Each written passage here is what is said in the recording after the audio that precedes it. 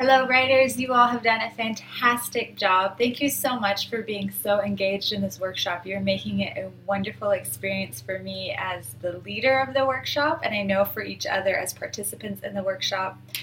Your writing last week was an ace in the hole, and if you're worried about this coming week and what we're studying, don't get bent out of shape. It's going to be easy as pie. So this week we're talking about cliches, and in writing parlance, cliches are known as dead language. Cliches are language that used to be alive and full of meaning and physical, sort of visceral detail, and yet they've been used so much and so often that it's lost its emotional resonance. My husband is mowing the lawn outside, so I'll try to do this quick.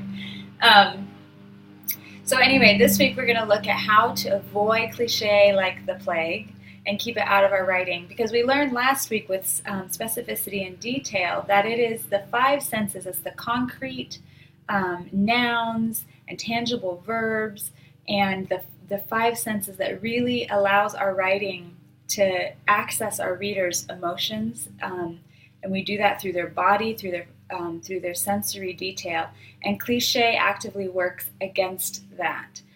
Cliche is an old printing press term back in the days when they had movable type that they would put in on the printing presses. There were certain phrases that got used together so often that it was much simpler for them to just, rather than arrange the letters every single time for these phrases, to just put the phrases together on a single piece, a single plate, which they called cliches or stereotypes. So you know where that word comes from. And then whenever these phrases came up in the literature, they would just drop those plates right in to the printing press for the printing. So anyway, part of what I have for you all this week is an exercise and then also the writing prompts. So the writing exercise I want you to do is to free write as many cliches as you can think of. It's raining cats and dogs, red as a rose, good as gold. We're not playing on an even playing field. Whatever cliches have cropped up for you and that we use day in and day out, growing like weeds. I want you to bullet point those and list them as quickly as you can. I want you to try to exercise them out of your system. And then I want you to go back and pick two or three, and I want you to try to translate them into fresh, vivid language.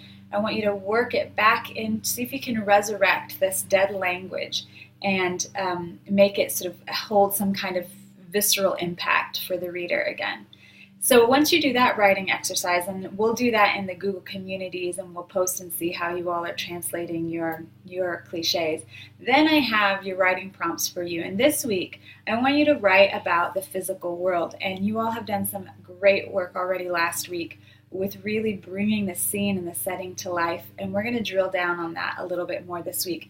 The writing prompts are going to address four different kinds of writing about setting. The first is writing place as a character.